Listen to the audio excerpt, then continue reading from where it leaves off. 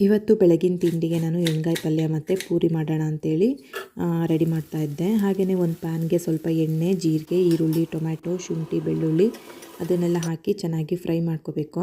ಆಮೇಲೆ ಸಪ್ರೇಟಾಗಿ ಎತ್ತಿಟ್ಕೋಬೇಕು. ಆಮೇಲೆ ಅದೇ ಪ್ಯಾನ್ಗೆ ಸ್ವಲ್ಪ ಎಣ್ಣೆ, ಸಾಸಿವೆ, ಈರುಳ್ಳಿ, ಬದನೆಕಾಯಿ, ಟೊಮ್ಯಾಟೊ, ಉಪ್ಪು ಹಾಕ್ಬಿಟ್ಟು ಚೆನ್ನಾಗಿ ಬಾಡಿಸ್ಬೇಕು. ಅದನ್ನು ಎಣ್ಣೆಲ್ಲೇ ಸ್ವಲ್ಪ ಬಾಡಬೇಕದು. ಲೋ ಫ್ಲೇಮ್ನಲ್ಲಿ ಬೇಯೋದಕ್ಕಿಟ್ಟೆ.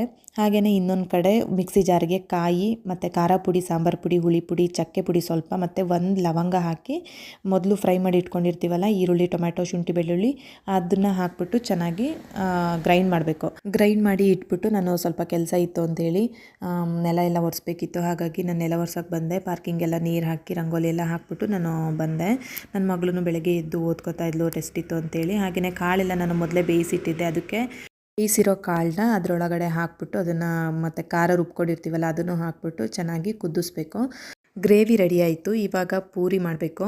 ಪೂರಿಗೆಲ್ಲ ರೆಡಿ ಮಾಡ್ಕೊಂಡ್ಬಿಟ್ಟು ಎಣ್ಣೆ ಕಾಯ್ದಕ್ಕಿಟ್ಟು ಪೂರಿ ಎಲ್ಲ ಮಾಡಿ ಆಯಿತು. ಆಮೇಲೆ ಹೆಲ್ದಿಯಾಗಿರೋ ಒಂದು ABC ಜ್ಯೂಸ್ ಮಾಡೋಣ ಅಂತೇಳಿ ಬೀಟ್ರೋಟು, ಕ್ಯಾರೆಟ್ನ ತುರ್ಕೊಂಡು ಒಂದು ಆ್ಯಪಲ್ನ ಕಟ್ ಮಾಡಿಕೊಂಡು ಗ್ರೈಂಡ್ ಮಾಡಿದ್ರೆ ABC ಜ್ಯೂಸು ರೆಡಿ ಆಗುತ್ತೆ. ಹಾಗೆಯೇ ನನ್ನ ಮಗನೂ ಜ್ಯೂಸ್ ಕುಡ್ದ. ನನ್ನ ಮಗಳು ready ಆಗ್ತಾಯಿದ್ಲು.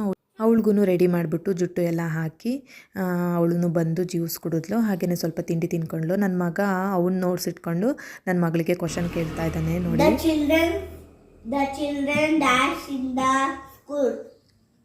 Children are in the school. Rohan and Tarun dash friend. Rohan and Tarun are friends. ನನ್ನ ಮಗ ಅವ್ನು ನೋಡ್ಸಿಟ್ಕೊಂಡು ನನ್ನ ಮಗಳಿಗೆ ಕ್ವಶನ್ ಕೇಳ್ತಾ ಇದ್ದ.